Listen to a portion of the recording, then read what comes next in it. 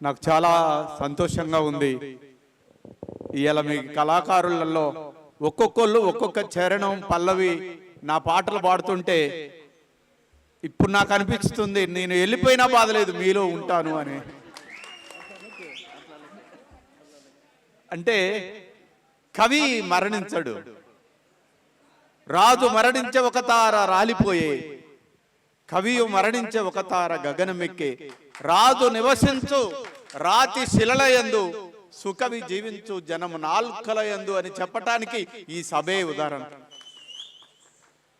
నాకు వీళ్ళిద్దరంటే చాలా ప్రేమ, చాలా ఇష్టం. ఎందుకు ఇష్టం అంటే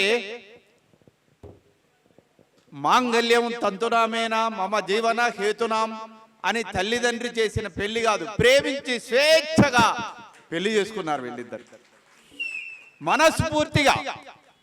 ఆ పెళ్లికి నేను వెళ్ళాను. ఆ పెళ్లికి వెళ్ళి వచ్చే తిరిగే రాత్రే నేను క్యాన్సర్ బారిన పడి నిమ్స్ హాస్పిటల్లో జాయిన్ అయ్యాను.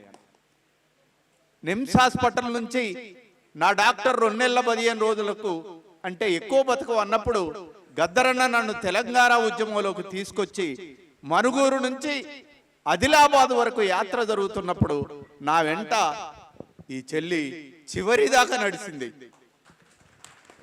ఆ రోజు నాకు బాగా గుర్తు, ప్రతి వేల లాక్స్ ఆఫ్ పీపుల్ ముందు పాడిన పాట ఆడ జన్మే పాడు జన్మగా చూసే ఈ యొక్క పాపిష్టి లోకములోన ఆడపిల్లనయి పుట్టుట కంటే అడవిలో మానయి. ఎంత నేను అరే ఎంత మధురమైన గొంతు. అలా పాటలతోటే మొత్తం నడిచింది. భూపాలపల్లి వచ్చిన తర్వాత కర్ఫ్యూ పెట్టారు. కర్ఫ్యూ పెడితే ఈ తమ్ముడు ఈ చెల్లె నా వెంట ఉన్నారు. గద్దరన్న ఆలోచిస్తున్నాడు. తెల్ల గీత పోసారు, అవతల రైఫిల్స్ పట్టుకొని ఉన్నారు మిలిటరీ వాళ్ళు. గద్దరన్న పోదామా వద్దా అని అన్నాడు. గద్దరన్న నువ్వు యుద్ధ నౌకవు, ప్రాణాలకి ఇలాంటి టైంలో తెగించకుంటే ఇంకా మనం యుద్ధ నౌకలం కాలేము అని ఈ వీళ్ళిద్దరి చెయ్యి గద్దరన్న చెయ్యి పట్టుకొని మేము తెల్ల గీత దాటాం. రైఫిల్స్ అన్ని పక్కకు పోయాయి. ఆ నుంచి శ్రీరాంపూర్ పోయాం. శ్రీరాంపూర్ పోయే వరకు అక్కడ బాగా పాట పాడమన్నారు, పాడాను. ఇంకా పాడమన్నారు, పాడాను. ఇంకా పాడమంటే పాడితే 45 కుట్లల్లో 10 కుట్లు పగిలిపోయి రక్తస్రావమైంది. అలాంటి ప్రతి కవి కళాకారుడు త్యాగాలతోటి ప్రపంచంలో ఎక్కడా లేదు. తెలంగాణ గడ్డ మీద అద్భుతమైన పాటగాళ్ళు, కవులు, వెలగట్టలేని అద్భుతమైన ఆనిముత్యాలు ఈ తెలంగాణ గడ్డ మీద ఉన్నారు. అలాంటి ఆనిముత్యాలు మొత్తం కూడా తెలంగాణ రాష్ట్రం కోసం పనిచేసి తెలంగాణ రాష్ట్రం సాధించడం అనేది జరిగింది. నేను చాలా గర్వపడుతున్నాను తెలంగాణ రాష్ట్రం వచ్చినందుకు. ఈ పిల్లలందరూ కూడా చాలా మంది నాతో తిరిగిన వాళ్ళు ఉన్నారు. వాళ్ళందరూ కూడా సగర్వంగా ఇల్లు వదిలి, వాకిలు వదిలి, భార్యను వదిలి, పిల్లలను వదిలి, ఆడపిల్లలు పడుకోవటానికి రాత్రిపూట స్థలము లేకుంటే ఎన్ని ఇబ్బందులు పడ్డాము మేము. ఆ రోజు మీటింగులలో చాలా మంది అంటారు రాజకీయాల వల్ల తెలంగాణ వచ్చిందని. మేము పాట పాడుతున్నప్పుడు రాజకీయ నాయకుడు, ఎమ్మెల్యే, ఎంపీ తెల్లబట్టలు వేసుకొని స్టేజ్ మీదకి వస్తే జనం ఎంత గొప్ప వాళ్ళంటే వాని గల్లా బట్టి ఈసిరవతలు పడేసి పాడండి పాట అన్నారు. అంత గొప్ప ప్రజలు తెలంగాణ ప్రజలు. పాట అంత ఉవ్వెత్తున లేసింది. అలాంటి ఉద్యమం వచ్చిన తర్వాత, తెలంగాణ రాష్ట్రం సిద్ధించిన తర్వాత 10 సంవత్సరాల తర్వాత మొట్టమొదటిసారిగా నన్ను, గోరెటెంకన్నను, కొంతమంది కవులను ఆనాడున్న గవర్నమెంట్ పిలిస్తే నేను 123 మంది పేర్లు వీళ్ళందరూ తెలంగాణ కోసం పోరాడారు అని ఆ పేర్లలో వీళ్ళిద్దరి పేర్లు కూడా నేను ఇచ్చాను. నేను 120 మంది పోరాట యోధుల పేర్లు ఇస్తే తెల్లారే వరకు అది 500 అయింది, 1000 అయింది. అన్ని అందులో జొరబడిపోయారు మొత్తం. అసలు కష్టపడ్డ పిల్లలకు ఉద్యోగాలు, కొంతమంది ఎమ్మెల్యేకి వెళ్ళిపోయారు. వామో ఈ బాధ వీడితోటి మీ ఆడపడతాం రా అని. సాయి చంద్ వెళ్ళిపోయాడు, కిషోర్ వెళ్ళిపోయాడు, ఇలా చాలా మంది, ఏపూరి సోమన్న వెళ్ళిపోయాడు, ఇలాంటి వాళ్ళు మొత్తం కూడా నెగల్లేక ఈ బాధ మనం పల్లేమని ఈ 10 సంవత్సరాల కాలంలో బయటికి వెళ్ళిపోయారు. మళ్ళీ ఒక వాతావరణం వచ్చింది. 10 సంవత్సరాలుగా తెలంగాణ రాష్ట్ర గీతం లేకుండా నడిచింది. ఎందుకు? ఓ సుతారి మేస్త్రి, ఓ అట్టాడు వర్గాల వాడు కవిగా ఈ గీతం రాస్తే నా దొరతనం ఎక్కడ పోద్దోనని ఆయన గీతాన్ని 10 సంవత్సరాలు లేకుండా చేసి పారేశారు. తెలంగాణ తల్లి విగ్రహం పెట్టారా అంటే అది ఎక్కడి విగ్రహం? వజ్ర వైడూర్యాలు పెట్టుకొని, కిరీటాలు పెట్టుకొని రాచరికం తల్లిని తీసుకొచ్చారు. నా ఐలం అగపలేదు, దాంట్లో ఎవరు అగపలేదు. నేను ఇప్పటికైనా అడుగుతున్నాను వాళ్ళని, ఆ వజ్ర వైడూర్యాలు కిరీటాలు పెట్టుకొని మీ అక్కలు చెల్లెళ్ళు ఎప్పుడైనా రోడ్ల మీద తిరుగుతారో ఒక్కరోజు అని నేను అడుగుతున్నాను.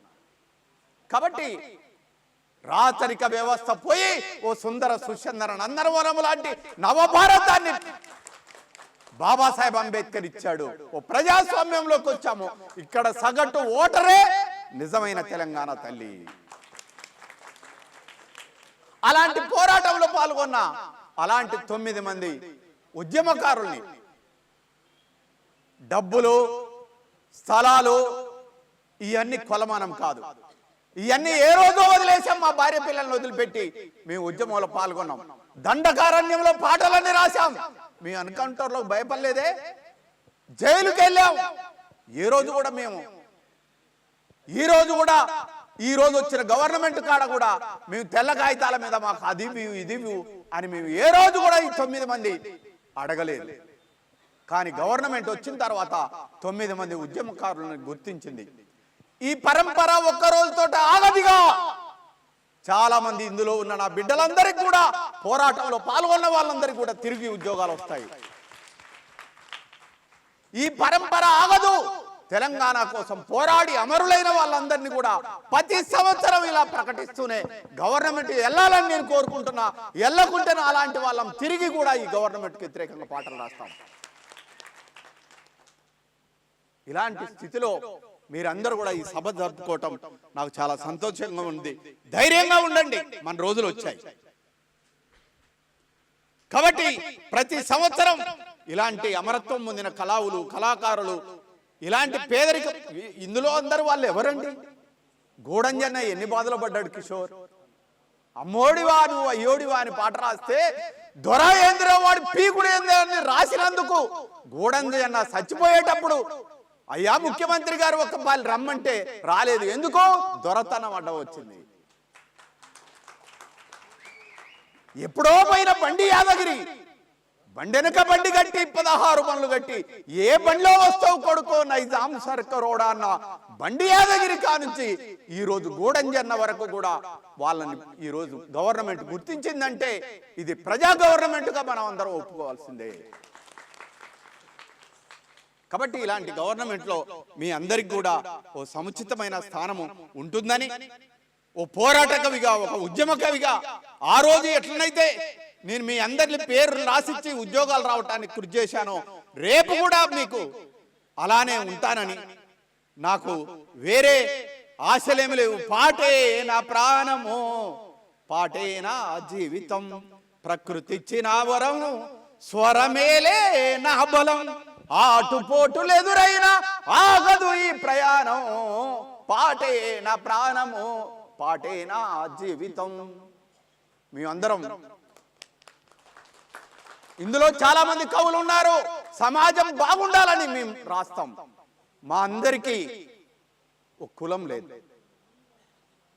ఓపెన్గా చెప్తున్నాను నేను, మాకు కులం లేదు, మాకు మతం లేదు, మాకు దేవుడు లేడు. మా అట్టడుగు వర్గాల జాతులు అధికారంలోకి రావాలి.